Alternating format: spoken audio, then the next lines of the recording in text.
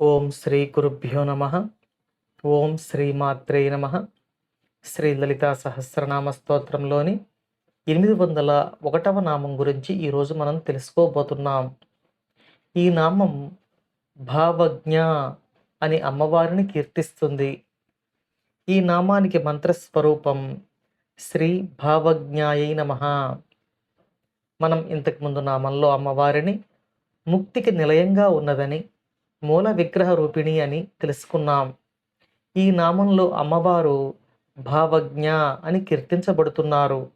అంటే భవుని యొక్క జ్ఞానము తెలిసిన పరబ్రహ్మ స్వరూపిణి అని ఈ నామం అమ్మవారిని కీర్తిస్తుంది. భవుని యొక్క జ్ఞానము అంటే పరమాత్మకు సంబంధించిన జ్ఞానం. అమ్మవారు పరమాత్మ స్వరూపురాలు కాబట్టి ఆమెకే అయ్యవారి గురించిన జ్ఞానం తెలిసి ఉంటుంది.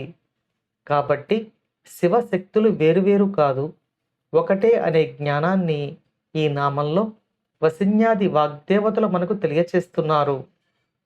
మనం ఇంతకుముందు నామాలలో అమ్మవారు భావనామాత్ర సంతుష్ట అని తెలియచేసుకున్నాం. అంటే భావము చేతనే సంతృప్తి పడే తల్లి అని తెలుసుకున్నాం. మనం వ్యవహారికంగా కొండంత దేవునికి కొండంత నైవేద్యం సమర్పించగలమా అని అనుకుంటూ ఉంటాం. అలాగే మనం భగవంతునికి సమర్పించేది ఏ వస్తువు అయినా అది భగవంతుని యొక్క అనుగ్రహంతోనే మనకు లభిస్తుంది. కాబట్టి నిజానికి భగవంతునికి మనం సమర్పించగలిగింది ఏమీ లేదు. కానీ నేను సమర్పిస్తున్నాను అని భక్తి భావంతో నమస్కరించగానే ఆ భావనకు సంతృష్టి చెంది తన యొక్క సాధకులను రక్షించు తల్లిగా అమ్మవారు ఈ నామంలో మనకు తెలియబడుతున్నారు. అంటే మన భక్తికి సంతోషించే అమ్మవారు, మన యొక్క భావానికి అనుగ్రహించే అమ్మవారు అని ఈ నామం అమ్మవారి గురించి మనకు తెలియచేస్తుంది. ఇక ఈ నామానికి మరో అర్థాన్ని కూడా తెలుసుకుందాం. ఈ సృష్టిలోని ప్రతి జీవునికి 6 భావాలు ఉంటాయి. వీటిని షడ్భావ వికారాలు అంటారు. ఇవి జీవులకు ఉంటాయి, కానీ జీవులకు ఈశ్వరి అయిన పరమేశ్వరికి ఉండవు. కాబట్టి ఈ 6 వికారాలు లేని తల్లి, 6 భావములు లేని తల్లి భావజ్ఞ అని ఈ నామంలో వసిన్యాది వాగ్దేవతల చేత కీర్తించబడుతోంది. ఈ 6 వికారాలు ఏమిటో ఇప్పుడు మనం తెలుసుకుందాం. మొదటిది ఉండటం. దీనిని అస్థి అని అంటారు. ప్రతి జీవి పుడుతుంది మరియు కొత్త కాలం ఉంటుంది. ఇక రెండవది పుట్టడం. జీవం యొక్క ప్రారంభం ఇక్కడ తెలియజేయబడుతోంది. ప్రతి జీవి పుడుతుంది కదా, ఇది ఒక వికారం. పుట్టిన జీవి పెరుగుతుంది, ఇది మూడవ వికారం. దీనిని వర్ధతే అని కూడా అంటారు.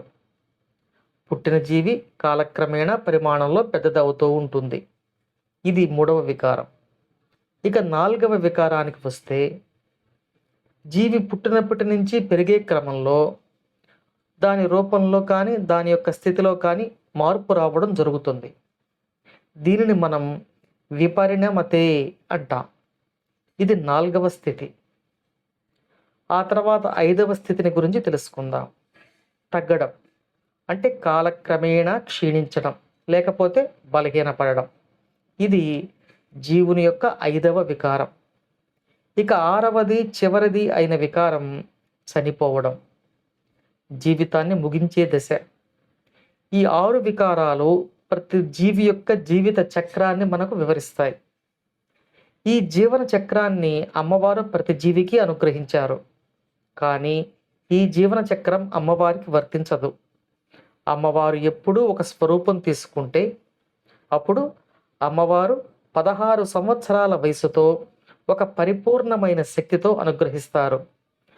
అసలు ఒక స్వరూపం తీసుకునే అవసరం లేని తల్లి, ఒక రూపము లేని తల్లి ఒక స్వరూపాన్ని మన కోసం తీసుకుంటే ఆవిడ ఎప్పుడు షోడశ ప్రాయంలోనే ఉంటారు.